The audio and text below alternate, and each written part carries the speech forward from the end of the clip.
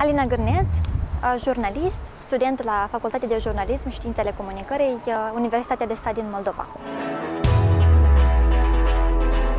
Un jurnalist înseamnă să fii mai actual decât sunt alți oameni, să trăiești altfel, cumva cu o intensitate maximă, tot ceea ce se întâmplă zilnic, să fii sceptic față de tot ceea ce se întâmplă și să nu tratezi nimic ca fiind adevăr absolut. Că jurnaliștii au nevoie de acel simț al șaptelea, al optulea, nu știu al câtelea, probabil că au nevoie de mai multe simțuri, pentru că tot ceea ce se întâmplă poate deveni instant un subiect de știre. Chiar și o deviere a vântului, chiar și o deviere a, nu știu, a proceselor naturale, dar nu mai spunem de cele pe care le creăm noi în fiecare zi. Un jurnalist, în principiu, caută lucruri interesante pentru oameni și, de fapt, este în slujba oamenilor, pentru că, la rândul lor, oamenii caută să fie impresionați în fiecare zi. E mult mai greu astăzi să impresionezi pe cineva după atâtea lucruri și atâtea invenții și atâtea tehnologii care ne înconjoară zi de zi.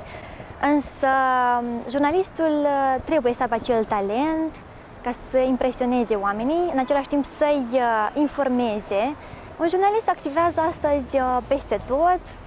Dacă vrei să fii jurnalist și să te numești așa, nimeni nu-ți interzice, poți veni în stradă și să spui că ești jurnalist, poți deschide orice mijloc de informare. Dar cele tradiționale sunt, desigur, presa scrisă, radio și TV-ul, desigur, presa online a căpătat o acceptanță așa foarte largă în rândul consumatorului de media azi, pentru că este mai accesibilă, este mai rapidă și probabil că este foarte ușor pentru noi să ne deschidem și propria rețea de socializare pentru a vedea în câteva secunde ce s-a întâmplat în țară și în lume.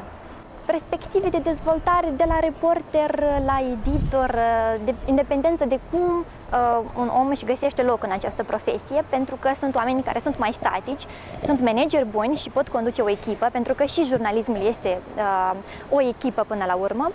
Sunt alții care sunt mai energici și locul lor e pe teren. Deci e foarte important să-ți analizezi personalitatea și să vezi unde te-ai potrivit tu mai bine, într-un oficiu sau pe teren, acolo unde acțiunea este în văltoarea sa mereu.